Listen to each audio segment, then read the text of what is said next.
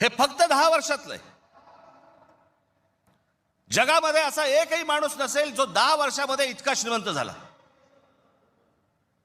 मला कुठच्या उद्योगपतीने उद्योग करू नये या मताचा मी नाहीये, इतका दळभद्री विचार माझा नाहीये. पण या देशामध्ये इतके उद्योगपती असताना एका माणसावरती इतकी मेहरबानी या देशामध्ये होते, मी जगात तर दाखवतच नाही अजून. फक्त 10 वर्षामधली गोष्ट ही 10 वर्षातली. एकाच माणसाला सगळ्या गोष्टी दिल्यात, वीज दिली,